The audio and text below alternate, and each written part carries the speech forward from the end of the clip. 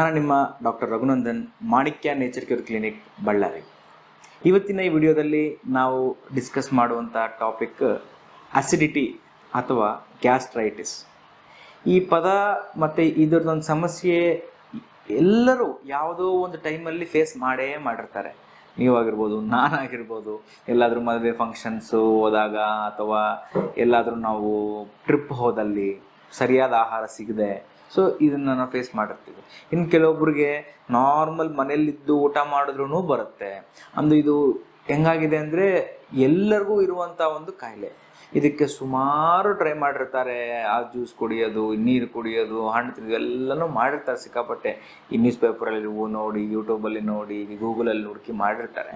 ಇವತ್ತು ನಾನು ನಿಮಗೆ ಹೇಳುವಂಥ ಈ ಡಿಸ್ಕಷನಲ್ಲಿ, ಇದರ ಚರ್ಚೆದಲ್ಲಿ ಏನು ಹೇಳ್ತೀನಿ ಅಂದರೆ, ಯಾಕೆ ಬರ್ತದೆ, ಏನಾಗ್ತದೆ, ನಾವು ಇದನ್ನು ಯಾವ ರೀತಿ ಸರಿ ಮಾಡ್ಕೋಬಹುದು, ಏನಾಗ್ತದೆ ಅಂತ ಅರ್ಥ ಆದರೆ ನಾವು ಏನು ಮಾಡಬಾರ್ದು ಅನ್ನೋ ಒಂದು ಐಡಿಯಾ ನಮಗೆ ಬರ್ತದೆ.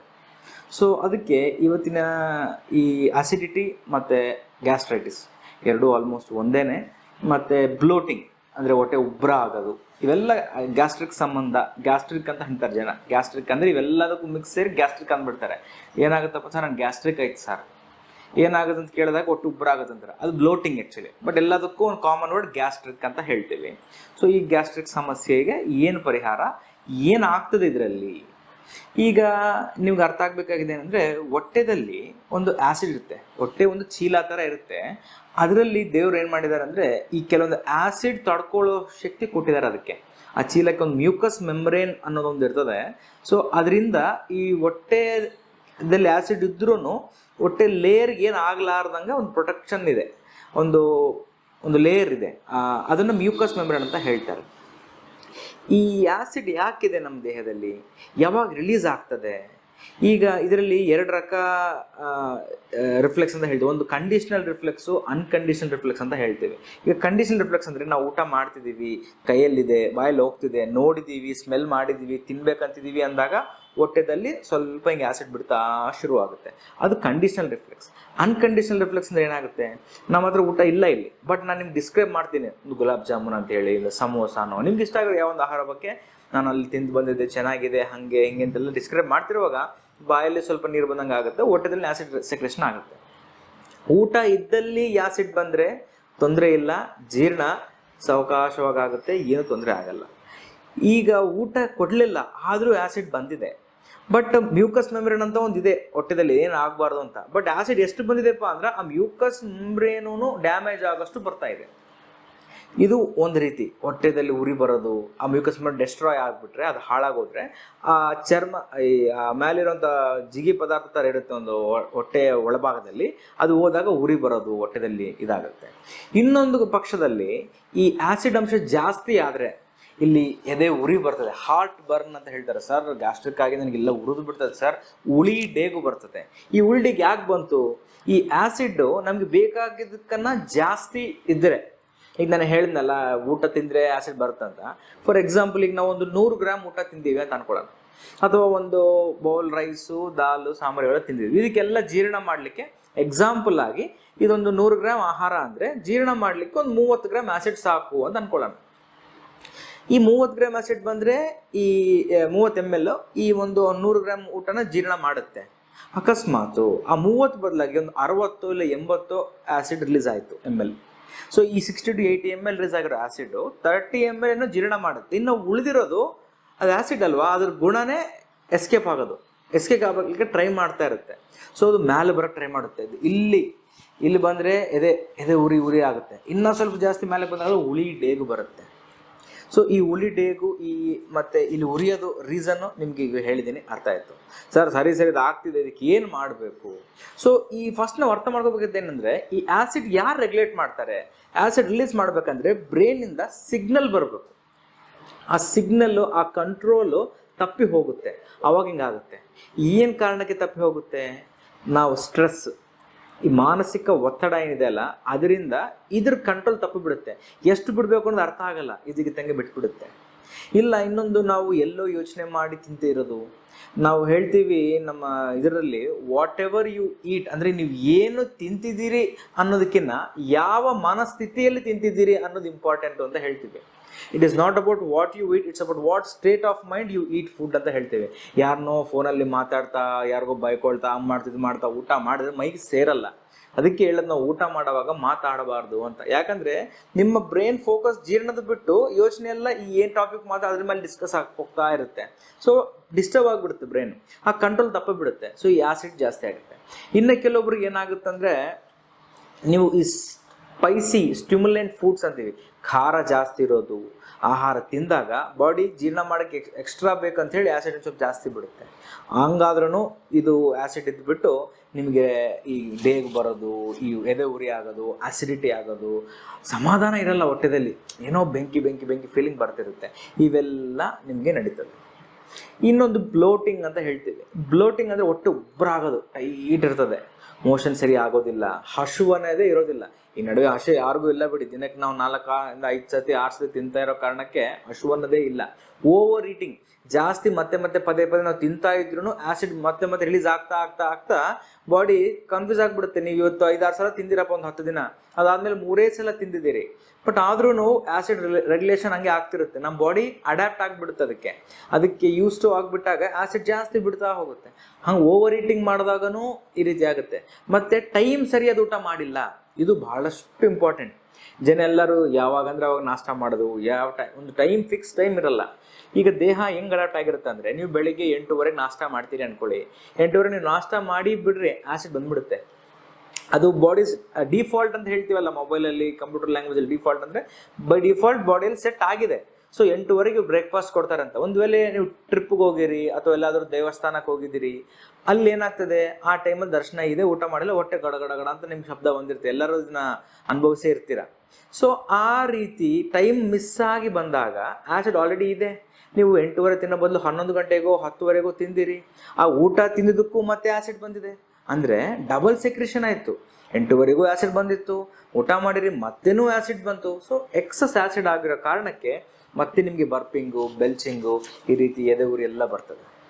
ಸೊ ಈ ಟೈಮ್ ಸರಿ ಊಟ ಮಾಡಬೇಕು ಅಂತ ಪ್ರತಿಯೊಬ್ಬರು ಡಾಕ್ಟರ್ ಹೇಳ್ತಾ ಇರ್ತಾರೆ. ಎದಕ್ಕೆ ಕಾರಣ ಅಂದರೆ ಇದೇ ಮೇನ್ ರೀಸನ್. ಮತ್ತೆ ಬ್ಲೋಟಿಂಗ್ ಅಂತ ಹೇಳಿದೆ, ಇದರಲ್ಲಿ ಏನಾಗುತ್ತೆ, ಗ್ಯಾಸ್ ಜಾಸ್ತಿ ಬಂದು ಗ್ಯಾಸ್ ತುಂಬ್ಕೊಂಡ್ಬಿಡುತ್ತೆ, ಹೊಟ್ಟೆ ಟೈಟ್ ಆಗಿಬಿಡುತ್ತೆ. ಹಂಗೆ ಕೆಳಗೂ ಹೋಗೋಕ್ಕೆ ಸಾಧ್ಯ ಇಲ್ಲ, ಮ್ಯಾಲಕ್ಕೆ ಹೋಗೋಕ್ಕೆ ಸಾಧ್ಯ ಇಲ್ದಂಗೆ ಟೈಟ್ ಆಗಿಬಿಡುತ್ತೆ.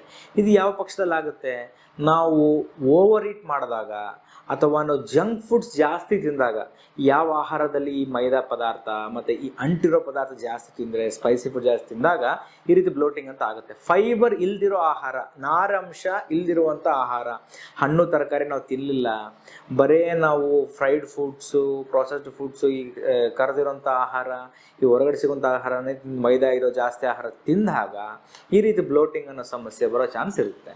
ಆ ಬ್ಲೋಟಿಂಗ್ ಬಂದಾಗ ಮೋಷನ್ ಫ್ರೀ ಆಗೋದಿಲ್ಲ. ಈ ಎರಡು ಕಾರಣಕ್ಕೆ ಏನು ಸೊಲ್ಯೂಷನ್ ಅಂದರೆ, ಒಂದು ಫಸ್ಟ್ ಎಲ್ಲದಕ್ಕೂ ಮುಖ್ಯ ಟೈಮಿಂಗ್ ಅನ್ನೋದು ನಾವು ಮೇಂಟೈನ್ ಮಾಡಬೇಕು.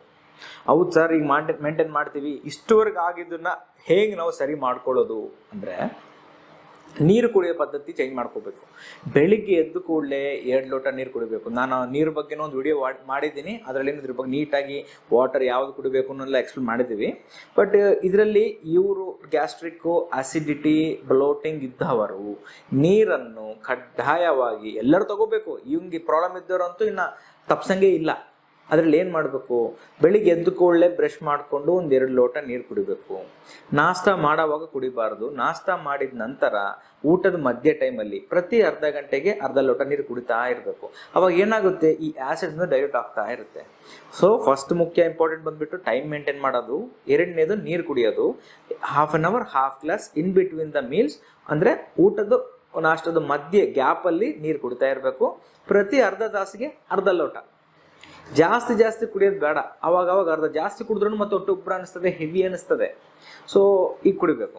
ನೆಕ್ಸ್ಟ್ ಮೂರನೇದು ಫೈಬರ್ ಅಂಶ, ಅಂದರೆ ಈ ನಾರಂಶ ಇರುವಂಥ ಆಹಾರಗಳು ತಗೋಬೇಕು. ಹೆಂಗೆ ತಗೋಬೇಕು, ಯಾಕೆ ತಗೋಬೇಕು, ತಗೊಂಡ್ರೆ ಏನಾಗ್ತದೆ, ಈ ಆ್ಯಸಿಡ್ನ ಆ ಫೈಬರ್ ಇರುತ್ತಲ್ಲ, ಫೈಬರ್ ಅಂದರೆ ಈಗ ಎಕ್ಸಾಂಪಲ್ ನೀವು ಈ ತೆಂಗಿನ ಪೀಚ್ ಅನ್ಕೊಳ್ಳಿ, ತೆಂಗಿನ ಪೀಚ್ ನಾವು ಪಾತ್ರೆಗಳಿಗೆಲ್ಲ ಯೂಸ್ ಮಾಡ್ತೀವಲ್ಲ, ಅದೇ ರೀತಿ ಒಳಗಡೆನೂ ನಾರಿಯಂಶ ಇದ್ದರೆ, ಈ ನಾರಿಯಂಶ ಅಂದರೆ ಫೈಬರ್ ಇದ್ದಾಗ ಒಳಗಡೆ ಆ ಹೊಟ್ಟೆ ಕ್ಲೀನ್ ಮಾಡಲಿಕ್ಕೆ, ಆ್ಯಸಿಡ್ನ ನ್ಯೂಟ್ರಲೈಸ್ ಮಾಡಲಿಕ್ಕೆ, ಅದನ್ನು ಅಬ್ಸರ್ವ್ ಮಾಡಲಿಕ್ಕೆ ಭಾಳಷ್ಟು ಹೆಲ್ಪ್ ಆಗ್ತದೆ. ಸೊ ಅದಕ್ಕೆ ನಾವು ಹೆಂಗೆ ಮಾಡಬೇಕು, ಯಾವ ಹಣ್ಣು ತಿನ್ನಬೇಕು? ಎಲ್ಲ ರೀತಿಯ ಹಣ್ಣು ತಿನ್ನಬಹುದು, ಬಟ್ ಸೀಸನಲ್ ಫ್ರೂಟ್ ಇರಬೇಕು. ಈ ನಾನು ಹೊಸದಾಗಿ ಇವೆಲ್ಲ ಬಂದಿದ್ದಾವೆ, ಡ್ರ್ಯಾಗನ್ ಫ್ರೂಟು, ಕಿವಿ, ಮತ್ತು ಈ ಪ್ಯಾಷನ್ ಫ್ರೂಟ್ ಅಂತ ಹೇಳಿ, ನಮ್ಮ ಫ್ರೂಟ್ಸ್ ಅಲ್ಲ. ನೀವು ಚಿಕ್ಕ ವಯಸ್ಸಿಂದ ಯಾವ ಹಣ್ಣು ನೋಡಿದ್ದೀರಿ, ಯಾವುದು ನಿಮ್ಗೆ ಗೊತ್ತಿದೆ ಹೆಸರು, ಅವನ್ನ ತಿನ್ನಿ. ನಿಮ್ಮ ಲೋಕಲ್ ಊರಿಗೆ ಎಲ್ಲಿ ಏನು ಸಿಗುತ್ತೋ ಸೀಸನಲ್ಲಿ ಅದನ್ನೇ ತಗೊಳ್ಳಿ. ಅದು ಒಂದು ಅದಕ್ಕೆ ಅಡ್ವಾಂಟೇಜ್ ಏನಪ್ಪ ಅಂದರೆ, ಒಂದು ನ್ಯೂಟ್ರಿಷನ್ ಏನು ಬೇಕೋ ಸಿಗುತ್ತೆ, ಎರಡನೇದ್ರ ಕಡಿಮೆ ಬೆಲೆ ಇರುತ್ತೆ. ಈ ಎಕ್ಸಾಟಿಕ್ ಫ್ರೂಟ್ಸ್ ಎಲ್ಲ ಬಹಳ ಕಾಸ್ಟ್ಲಿ, ಅದು ಅಫೋರ್ಡ್ ಮಾಡೋಕ್ಕೂ ಆಗಲ್ಲ. ಮಾಡಿದ್ರೂ ಅಷ್ಟೇ ನಮಗೇನು ಒಳ್ಳೇದೇನಲ್ಲ. ನಾವೇನು ಅಂದ್ಕೊಳ್ತೀವಿ, ಕಾಸ್ಟ್ಲಿ ಇದ್ರೆ ಒಳ್ಳೇದು ಅಂದ್ಕೊಳ್ತೀವಿ, ಹಂಗಲ್ಲ. ಸೊ ಹಣ್ಣು ಈ ಅಸಿಡಿಟಿ ಗ್ಯಾಸ್ಟ್ರೈಟಿಸ್ ಇದ್ರೆ ಏನು ಮಾಡಬೇಕು, ಮಧ್ಯಾಹ್ನ ರಾತ್ರಿ ಮೇನ್ ಮೀಲ್ ಅಂತೀವಿ, ಅಂದರೆ ಮಧ್ಯಾಹ್ನ ರಾತ್ರಿ ಮೇನ್ ಮೀಲ್ ಊಟ ಮಾಡೋವಾಗ, ಆರ್ ಯಾವಾಗಾದರೂ ಇರಲಿ, ನೀವು whenever you take meal, ಯಾವುದಾದ್ರು ಊಟ ಮಾಡೋಕ್ಕಿಂತ ಅರ್ಧ ತಾಸು ಮುಂಚೆ ಒಂದು ಬಟ್ಟಲ ಹಣ್ಣು ತಿನ್ನಬೇಕು. ಹಣ್ಣು ತಿಂದು ಒಂದು ಅರ್ಧ ತಾಸು 20 ನಿಮಿಷ ಬಿಟ್ಟು ನಾರ್ಮಲ್ ಊಟ ಮಾಡಿ. ಊಟದ ಜೊತೆ ಹಣ್ಣು ಮಿಕ್ಸ್ ಮಾಡಿ ತಿನ್ನಬೇಡಿ, ಊಟ ಆದಮೇಲೆ ಹಣ್ಣು ತಿನ್ನಬೇಡಿ. ಇವೆರಡು ತಪ್ಪು ಪದ್ಧತಿ. ಇವು ಮಾಡೋದ್ರಿಂದ ನೀವು ಹಣ್ಣು ತಿಂದರೆ ಬರಬೇಕಾದ ಲಾಭಗಳು ಬರೋದಿಲ್ಲ, ಬರೀ ರುಚಿ ಮಾತ್ರ ಇರ್ತದೆ. ನಾವು ರುಚಿಗೋಸ್ಕರ ಅಲ್ಲ, ದೇಹಕ್ಕೆ ಒಳ್ಳೇದಾಗ್ಲಿಕ್ಕೋಸ್ಕರನೇ ನಾವು ಈ ಹಣ್ಣನ್ನು ತಿನ್ನಬೇಕು. ಸೊ ಈ ಫೈಬರ್ ಅಂಶ ಜಾಸ್ತಿ ಇರೋ ಪಕ್ಷದಲ್ಲಿ ಏನಾಗುತ್ತೆ, ಊಟಕ್ಕಿಂತ ಮುಂಚೆ ನೀವು ತಿಂದರೆ ಈ ಎಕ್ಸಸ್ ಆ್ಯಸಿಡ್ ಏನಿದೆಯಲ್ಲ ಅದು ಸ್ವಲ್ಪ ಇಳ್ಕೊಂಡ್ಬಿಟ್ಟು ನ್ಯೂಟ್ರಲ್ ಆಗಿಬಿಡುತ್ತೆ. ಆಮೇಲೆ ನೀವು ಊಟ ಮಾಡಿದ್ರೆ ಸರಿಯಾದ ಜೀರ್ಣ ಆಗುತ್ತೆ. ಮತ್ತೆ ಈ ಟ್ರ್ಯಾಕ್ ಇದೆಯಲ್ಲ, ಬಾಯಿಂದ ಕೆಳಗಡೆ ಮೋಷನ್ ಹೋಗೋವರೆಗೂ 23ರಿಂದ 25 ಅಡಿ ಇರ್ತದೆ, ಅದು 25 to 28 ಫೀಟ್ ಇರ್ತದೆ. ಅಷ್ಟು ಫೀಟಲ್ಲಿ ಸ್ಮೂತಾಗಿ ಮುಂದಕ್ಕೆ ಹೋಗ್ಬೇಕಂದ್ರೆ ಫೈಬರ್ ಇರಬೇಕು. ಅಂದರೆ ಈ ಫೈಬರ್ ಕಂಟೆಂಟ್ ಇದ್ರೇನೆ ಮುಂದಕ್ಕೆ ಹೋಗೋದು. ಸೊ ನೀವು ಊಟಕ್ಕಿಂತ ಮೊದಲೇ ತಿಂದರೆ ಅದು ಒಂದೇ ಟ್ರ್ಯಾಕ್ ಇದೆ, 2 ಟ್ರ್ಯಾಕ್ ಎಲ್ಲ ಇಲ್ಲಿ. ಸೊ ಅದು ಮುಂದೆ ಫಾಸ್ಟಾಗಿ ಹೋಗ್ತಾ ಇರುತ್ತೆ, ಅದ್ರ ಹಿಂದೆ ಕುಕ್ಕರ್ಬಿಟ್ಟು ಬರ್ತಾ ಇರುತ್ತೆ. ಸೊ ಈ ಮಲಬದ್ಧತೆ ಸಮಸ್ಯೆನೂ ಇರೋದಿಲ್ಲ ನಿಮಗೆ. ಇದರಿಂದ 3 ಲಾಭಗಳು ನಿಮಗೆ. ಒಂದು, ಹೊಟ್ಟೆದಲ್ಲಿ ಸಮಾಧಾನ ಇರುತ್ತೆ. ಎರಡನೇದು, ಜೀರ್ಣ ಚೆನ್ನಾಗಾಗುತ್ತೆ. ಮೂರನೇದು, ಸರಿಯಾದ ಸಲೀಸ್ ಮೋಷನ್ ಫ್ರೀಯಾಗಿ ಆಗ್ತದೆ. ಸೊ ನಾವು ಏನು ಹೇಳ್ತೀವಿ, there should be A balance between right hand and left hand ಅಂತ ಹೇಳ್ತೀವಿ. ಅಂದರೆ ನಾವು ಏನು ತಿಂತಿದ್ದೀವೋ ಅದನ್ನು ಅಷ್ಟು ಹೊರಗೂ ಕಳಿಸ್ಬೇಕು. ಅದು ಸ್ಮೂತಾಗಿ ಆದ್ರೇ ಆರೋಗ್ಯವಾಗಿದೆ ಅಂತ ಅರ್ಥ. ಸೊ ಅದಕ್ಕೆ ನೀವು ಈ ರೀತಿ ಹಣ್ಣನ್ನು, ಸೀಸನಲ್ ಫ್ರೂಟನ್ನು ಊಟಕ್ಕಿಂತ ಮುಂಚೆ ತಗೊಳ್ಳಿ. ಕೆಲವೊಬ್ರು ಹೇಳ್ಬೋದು, ಸರ್ ಹುಳಿ ಫ್ರೂಟ್ಸ್ ತಿನ್ಬೋದಾ, ತಿನ್ನಬಾರ್ದಾ, ನಿಮ್ಮ ಹುಳಿ ಜಾಸ್ತಿ ಆಗುತ್ತೆ. ಅದು ನೋಡಿ, ಅದು ಸ್ಪೆಸಿಫಿಕ್ ಆಗಿಬಿಡುತ್ತೆ. ನಿಮ್ಗೆ ಅದ್ರ ಬಗ್ಗೆ ಮಾಹಿತಿ ಬೇಕಂದ್ರೆ ನನಗೆ ಕನ್ಸಲ್ಟೇಷನ್ ಮಾಡ್ಬೋದು, ಕ್ಲಿಯರಾಗಿ ಹೇಳ್ತೀನಿ. ಜನರಲಾಗಿ ನಾನು ಹೇಳ್ತೀನಿ, ಇದರಲ್ಲಿ ನಿಮಗೆ ಹುಳಿ ಫ್ರೂಟ್ ಸೆಟ್ ಆಗಲ್ಲ ಅಂದದ್ದು ಬಿಟ್ಬಿಡಿ. ನಿಮಗೆ ಯಾವ ಫ್ರೂಟ್ ಸೆಟ್ ಆಗ್ತದೋ ಅದನ್ನೇ ಊಟಕ್ಕಿಂತ ಮುಂಚೆ ತಗೊಳ್ಳಿ. ನೆನ್ಪಿಟ್ಕೊಳ್ಳಿ, ಸೀಸನಲ್ ಫ್ರೂಟ್ ಇರಬೇಕು, ರೀಜ್ನಲಿ ಗ್ರೋನ್ ಇರಬೇಕು, ಕಡಿಮೆ ಬೆಲೆ ಇರಬೇಕು. ಈ ಹಣ್ಣು ದಯವಿಟ್ಟು ಈ ಲೋಕಲ್ ವೆಂಡರ್ಸ್ ಇರ್ತಾರಲ್ಲ, ಪುಟ್ಟಿ ಇಟ್ಕೊಂಡ್ ಬರ್ತಾರೆ, ಅವ್ರ ಹತ್ರ ಪರ್ಚೇಸ್ ಮಾಡಿ. ಸೂಪರ್ ಮಾರ್ಕೆಟ್ಸಲ್ಲಿ ಬೇಡ, ಯಾಕಂದ್ರೆ ಅದು ಎಲ್ಲೋ ಪರ್ಚೇಸ್ ಮಾಡಿರ್ತಾರೆ, ಕೆಮಿಕಲ್ಸ್ ಆಲ್ರೆಡಿ ಎಲ್ಲರೂ ಗೊತ್ತಿದ್ದೆ, ಎಲ್ಲ ಮದ್ದು ಹಾಕಿನೇ ಬೆಳೀತಿದ್ದಾರೆ. ಮತ್ತೆ ಎಲ್ಲಿಂದೋ ತಗೊಂಡ್ಬರ್ತಾರೆ, ಅದಕ್ಕೂ ಮದ್ದು. ಆದಷ್ಟು ನಾವು ರೆಡ್ಯೂಸ್ ಮಾಡಬೇಕು ಆ ಮದ್ದು ಇದನ್ನ. ಮತ್ತೆ ಲೋಕಲ್ ವೆಂಡರ್ಗೂ ಸಪೋರ್ಟ್ ಮಾಡಿದ್ರೆ ಅವ್ರದ್ದು ಜೀವನೋಪಾಧಿನೂ ಮುಂದಕ್ಕೆ ಹೋಗುತ್ತೆ. ಇನ್ನೊಂದು, ಅವ್ರ ಹತ್ರ ಕ್ವಾಲಿಟಿನೂ ಚೆನ್ನಾಗಿರುತ್ತೆ, ನಿಮಗೆ ಫ್ರೆಶ್ ಇರ್ತದೆ. ಇವ್ರು ಯಾವಾಗಿಂದೋ ಬರ್ತದೆ ಕೋಲ್ಡ್ ಸ್ಟೋರೇಜ್ ಇಟ್ಟು, ಇವ್ರು ಹಂಗಲ್ಲ, ತಗೊಳ್ತಾರೆ, ಬರ್ತಾರೆ, ಮಾರ್ತಾರೆ, ಅವತ್ತು ರಾತ್ರಿ ಹೊರಟೋಗ್ತಾರೆ, ನಾಳೆ ಮತ್ತೆ ಫ್ರೆಶ್ ಐಟಮ್ ಬರುತ್ತೆ. ಸೊ ಈ ರೀತಿ ಒಂದು ನಿಮಗೆ ಅಡ್ವಾಂಟೇಜ್ ಇರುತ್ತೆ ಇವ್ರ ಹತ್ರ ತಗೊಂಡ್ರೆ. ಈಗ ನಾವು ಏನು ಹೇಳಿದ್ವಿ, ಒಂದು ಟೈಮ್ ಸರಿ ತಿನ್ನಬೇಕು, ಎರಡನೇದು ನೀರು ಕುಡಿಬೇಕು, ಮೂರನೇದು ಫೈಬರ್ ಅಂಶ ಅಂದರೆ ಹಣ್ಣು ತರಕಾರಿ ಜಾಸ್ತಿ ತಿನ್ನಬೇಕು, ಹಣ್ಣು ಊಟಕ್ಕಿಂತ ಮುಂಚೆ ತಿನ್ನಬೇಕು. ನಾಲ್ಕನೇದು, ಆ್ಯಕ್ಚುಲಿ ನಾಲ್ಕನೇದಲ್ಲ, ಮೇನ್ ಪಾಯಿಂಟೇ ಇದು. ಯಾಕೆ ಅಂದರೆ ಸ್ಟ್ರೆಸ್. ಈ ಸ್ಟ್ರೆಸ್, ಮಾನಸಿಕ ಒತ್ತಡ. ಈ ಮಾನಸಿಕ ಒತ್ತಡದಿಂದನೇ ನಿಮಗೆ ಈ ಆ್ಯಸಿಡಿಟಿ, ಆ್ಯಸಿಡ್ಸ್ ರೆಗ್ಯುಲೇಷನ್ಸ್ ಎಲ್ಲ ಜಾಸ್ತಿ ಆಗೋದು. ನಾವೆಲ್ಲ ಹೇಳ್ತೀವಿ, the problem starts from here ಅಂತ. ಪ್ರಾಬ್ಲಮ್ ಸ್ಟಾರ್ಟ್ಸ್ ಫ್ರಮ್ ಹಿಯರ್ ಅಂತ ಅರ್ಥ ಏನು, ನಮ್ಗೆ ಯಾವುದೇ ಒಂದು ಕಾಯಿಲೆ ಫಸ್ಟ್ ಇಲ್ಲಿ ಶುರು ಆಗುತ್ತೆ, ಆಮೇಲೆ ಹೊಟ್ಟೆಗೆ ಬರುತ್ತೆ. ಸೈಕೋಸೊಮ್ಯಾಟಿಕ್ ಡಿಸಾರ್ಡರ್ಸ್ ಅಂತ ಹೇಳ್ತೀವಿ ನಾವು. ಈಗ 95 to 99% ಜನ ಸಫರ್ ಆಗ್ತಿರೋದು, ಆ ಬಾಧೆ ಪಡ್ತಿರೋದೇ ಸೈಕೋಸೊಮ್ಯಾಟಿಕ್. ನನಗೇನೋ ಬಂದ್ಬಿಟ್ಟಿದೆ. ಈ ಇತ್ತೀಚೆ ಹೇಳಬೇಕು ಅಂದರೆ ಈ ಇಂಟರ್ನೆಟ್ ಕಾಲ ಬಂದಮೇಲೆ ಜನಕ್ಕೆ ಎರಡೂ ಇದು ಅಡ್ವಾಂಟೇಜು ಡಿಸ್ಅಡ್ವಾಂಟೇಜ್ ಇದೆ. ಬಟ್ ಇನ್ಫಾರ್ಮೇಷನ್ ಜಾಸ್ತಿ ಆಗಿದೆ. ಸ್ವಲ್ಪ ಏನಪ್ಪ ಅಂದರೆ ಗೂಗಲ್ ಮಾಡಿಬಿಡ್ತಾರೆ. ಈಗ ಗೂಗಲ್ಲು ಇನ್ಫಾರ್ಮೇಷನ್ ಕೊಡುತ್ತೆ, ಅದು ನಿಮಗೆ ಸಂಬಂಧಪಟ್ಟಿದ್ದ ಅಲ್ಲ. ನಾನು ಇಷ್ಟಕ್ಕೆ ಮುಂಚೆ ಹೇಳಿದೆ ವಿಡಿಯೋದಲ್ಲಿ ನಿಮಗೆ ಏನಂತ, ಹುಳಿ ಫ್ರೂಟ್ ತಿನ್ಬೋದಾ ಬೇಡ ಅಂದರೆ ಕಾಂಟ್ಯಾಕ್ಟ್ ಮಾಡಿ ಅಂತ. ಯಾಕಂದರೆ ಒಬ್ಬೊಬ್ಬರ ದೇಹಕ್ಕೆ ಒಂಥರ ಇರುತ್ತೆ. ನಾವು ವಿಡಿಯೋದಲ್ಲಿ ಹೇಳಿದ್ದೆಲ್ಲ ನೀವು ಮಾಡಬೇಕು ಅಂತೇನಲ್ಲ, ನೀವು ಅರ್ಥ ಮಾಡ್ಕೋಬೇಕು. ಜನರಲಾಗಿ ಹೇಳಿದ್ದಿದು. ನಿಮಗೆ ಅದೇನಾದರೂ ಅನುಮಾನ ಇದ್ದರೆ ಫೋನ್ ನಂಬರ್ ಯಾಕೆ ಕೊಟ್ಟಿದ್ದೀವಿ, ಕಾಲ್ ಮಾಡಿ. ಇನ್ನೊಂದು, ನಾನು ಹೇಳಿದ್ದೀನಿ, ಇನ್ನೊಂದು ವಿಡಿಯೋ ನೋಡ್ತೀರಿ, ಇನ್ನೊಂದು 4 ವಿಡಿಯೋ ನೋಡ್ತೀರಿ, 4-5 ಒಟ್ಟಿಗೆ ನೋಡಿ ಮಾಡಬೇಡಿ. ಯಾವುದೋ ಒಬ್ಬನ ಫಾಲೋ ನಂದೇ ಮಾಡಿ ಅಂತ ನಾನು ಹೇಳ್ತಾ ಇಲ್ಲ, ಯಾರೋ ಒಬ್ಬರದು ಫಾಲೋ ಮಾಡಿ ಒಂದು 2-3 ವಾರ ನೋಡಿ. ಅದು ಆಗಲಿಲ್ಲ ಅಂತಂದರೆ ಅವ್ರಿಗೆ ಅಟ್ಲೀಸ್ಟ್ ಯಾರು ವಿಡಿಯೋ ನೋಡಿದ್ರು ಅವ್ರು ಕಾಲ್ ಮಾಡಿ ಆದರೂ ಕೇಳಿ. ಇಲ್ಲ ಬೇಡ ಬಿಡಿ ಸರ್ ಅವ್ರದ್ದೇನೋ ಸೆಟ್ ಆಗಿಲ್ಲ ಅಂದರೆ ಬೇರೆಯವ್ರನ್ನ ನೋಡಿ. ನಮ್ಮದೇ ಅಂತ ಹೇಳ್ತಿಲ್ಲ. ಯಾಕಂತ ಹೇಳಿದ್ರೆ ನಮ್ಮ ಹತ್ರ ಕನ್ಸಲ್ಟೇಷನ್ ಬರ್ತಾರೆ, ನಾನು ಪೇಷಂಟ್ಗೆ ಒಂದೇ ಮಾತು ಹೇಳೋದು, ನೀವು ಜಾನ್ಗೆ ಡಾಕ್ಟರ್ ಚೇಂಜ್ ಮಾಡ್ತಾ ಇದ್ದರೆ ಉಪಯೋಗ ಇಲ್ಲ. ನಿಮ್ಮ ಮೈಂಡ್ಸೆಟ್ ಫ್ಲಕ್ಚುಯೇಟಿಂಗ್ ಮೈಂಡ್ಸೆಟ್ ಇರುತ್ತೆ. ಹಂಗೆ ಫ್ಲಕ್ಚುಯೇಟಿಂಗ್ ಮೈಂಡ್ಸೆಟ್ ಇದ್ದಾಗ ನಿಮ್ಗೆ ಏನು ಗುಣ ಆಗ್ತದೆ? ಆಲ್ರೆಡಿ ಪ್ರಾಬ್ಲಮ್ ಇರೋದೇ ಸ್ಟ್ರೆಸ್ಸಿಂದ, ಮತ್ತು ನೀವು ಅದನ್ನ ಜಾಸ್ತಿ ಮಾಡ್ಕೊಳ್ತಿದ್ರಿ, ಇನ್ನೂ ಡಾಕ್ಟರ್ ಚೇಂಜ್ ಮಾಡ್ತೀವಿ. ಹಂಗೆ ಮಾಡಬೇಡಿ. ಯಾವುದೋ ಒಬ್ಬರನ್ನ ಫಾಲೋ ಆಗಿ. ನನ್ನೇ ಫಾಲೋ ಆಗಿ ನಾನು ಹೇಳ್ತಾ ಇಲ್ಲ, ನಿಮ್ಮ ಇಷ್ಟ. ನೀವು ಹೋಗ್ತೀರಿ ಒಂದು ಡಾಕ್ಟರ್ ಹತ್ರ ಇಂಜೆಕ್ಷನ್ ತಗೊಳ್ತೀರಿ, ಒಂದು ದಿನ ನೋಡಲ್ಲ, ಮರನೇ ದಿನ ಇನ್ನೊಂದು ಡಾಕ್ಟರ್, ಮರನೇ ದಿನ ಇನ್ನೊಂದು ಡಾಕ್ಟರ್. ಆ ರೀತಿ ಆಗೋದಿಲ್ಲ. ನಮ್ಮ ತಂದೆಯವ್ರದ್ದು ಮೆಡಿಕಲ್ ಶಾಪ್ ಇದೆ, ನಾನು ಚಿಕ್ಕ ವಯಸ್ಸಲ್ಲಿ ಅಲ್ಲೇ ಇರ್ತಿದ್ದೆ. ಅಲ್ಲಿ ಒಂದು ಡೆಂಟಿಸ್ಟ್ ಇದ್ದರು. ಅವ್ರ ಹತ್ರ ಹೋಗಿ ಹಲ್ಲಿಗೆ ಚಿಕಿತ್ಸೆ ಮಾಡಿಸ್ಕೊಂಡು ಬರ್ತಾರೆ. 6 ಗುಳಿಗೆ 3 ಗುಳಿಗೆ 6 ಗುಳಿಗೆ ಬರೀತಾರೆ ಮೇಡಮ್ಮು. ಅವ್ರು ಬಂದು ಏನು ಹೇಳ್ತಾರೆ, 2 ಕೊಡಿ ಸಾರ್ ಅಂತ ಕೇಳ್ತಾರೆ. ಆ 2 ತಗೊಂಡು ಹೋಗ್ತಾರೆ, ತಿಂತಾರೆ, ನಾಳೆ ಬೆಳಿಗ್ಗೆ ಬಂದು ವಾಪಸ್ ಕೊಡ್ತಾರೆ. ಸರ್ ಏನೇನು ಕೆಲಸ ಮಾಡಿಲ್ಲ, ಬರೆದಿದ್ದೇ 6, ತಗೊಂಡೋಗಿದ್ದು 2, ತಿಂದಿದ್ದು 1, ಬೆಳಿಗ್ಗೆ ಬಂದು ವಾಪಸ್. ಸೊ ಈ ರೀತಿ ಫಾಸ್ಟ್ ಆಗಿ ಯಾವ ಸಿಸ್ಟಮು ಕೆಲಸ ಆಗಲ್ಲ. ನೀವು ಆ ಫಾಸ್ಟ್ ಲೆಕ್ಕದಲ್ಲಿ ಹೋಗಿನೇ ನಿಮಗೆ ಈ ಕಾಯಿಲೆ ಬಂದಿದೆ. ಈ ಹೊಟ್ಟೆ ಸಮಸ್ಯೆ ನಿಮ್ಗೆ ಬಂದಿರೋ ರೀಸನ್ನೇ ಆ ರೀತಿ ಅಸ್ತಿತ್ವದ ಅಂದರೆ ಒಂದು ಸ್ಥಿರತ್ವ ಇಲ್ದಿರೋ ಮನಸ್ಥಿತಿ. So mind is not stable, full ಒಂದು ರೀತಿ ಕನ್ಫ್ಯೂಷನ್ ಇದೆ. ಸೊ ಅದಕ್ಕೆ ಸ್ಟ್ರೆಸ್ನ ಮೇನ್ ಅಂತ ಹೇಳ್ತಿದ್ದೇನೆ ನಾನು. ಈ 4 ಪಾಯಿಂಟ್ಸಲ್ಲಿ 4th ಪಾಯಿಂಟ್ ಸ್ಟ್ರೆಸ್ ಏನಿದೆ ಅಲ್ಲ, ಅದೇ ಮೇಜರ್ ಪಾಯಿಂಟ್. ಸ್ಟ್ರೆಸ್ ಕಡಿಮೆ ಆಗಬೇಕು ಅಂದರೆ ನೀವು ಜೀವನದಲ್ಲಿ ಸಮಾಧಾನವಾಗಿರ್ಬೇಕು. ಯಾವಾಗಲೂ ಅಸಂತೃಪ್ತಿ ಇದ್ರೂ ಇದು ಕಡಿಮೆ ಆಗಲ್ಲ. ಆಮೇಲೆ 5ನೇ ಪಾಯಿಂಟು, ಒಳ್ಳೆ ನಿದ್ದೆ ಮಾಡಬೇಕು. ಟೈಮ್ ಸರಿಯಾದ ಆಹಾರ, ಒಳ್ಳೆ ನೀರು, ಆಮೇಲೆ ನಿದ್ದೆ. ಈ 3 ನೀವು ಮಾಡಿಲ್ಲ ಅಂದರೆ ಈ ಕಾಯಿಲೆನೇ ಅಲ್ಲ, ಎಲ್ಲ ಕಾಯಿಲೆನೂ ಜಾಸ್ತಿ ಆಗುತ್ತೆ ಹೊತ್ತು ಕಡಿಮೆ ಆಗೋದಿಲ್ಲ. ನಿದ್ದೆ ಯಾವಾಗ ಬರುತ್ತೆ? ಮನಸ್ಸು ಸಮಾಧಾನ ಇದ್ದರೆ ಬರುತ್ತೆ. ಮನಸ್ಸು ಸಮಾಧಾನ ಯಾವಾಗಿರುತ್ತೆ? ಸ್ಟ್ರೆಸ್ ಕಡಿಮೆ ಇದ್ದರೆ ಬರುತ್ತೆ. ಸೊ ನೋಡಿ, ಸ್ಟ್ರೆಸ್ಸಿಂದನೇ ಇವೆಲ್ಲ ಸಂಬಂಧ. ಸೊ ಆ ಸ್ಟ್ರೆಸ್ಸನ್ನ ನೀವು ಕಡಿಮೆ ಮಾಡ್ಕೋಬೇಕು. ಅದು ಸ್ಟ್ರೆಸ್ ಕಡಿಮೆ ಮಾಡೋಕ್ಕೂ ಇನ್ನು ಮುಂದಿನ ವಿಡಿಯೋದಲ್ಲಿ ಕೆಲವೊಂದು ಪ್ರಾಣಾಯಾಮವನ್ನು ನಾನು ಹೇಳ್ತೇನೆ, ಮತ್ತು ಕೆಲವೊಂದು ಯೋಗ ನಿದ್ರಾ ಅಂತೇಳಿ ಒಂದಿದೆ, ಅದನ್ನು ನಾವು ಹೇಳ್ತೇವೆ.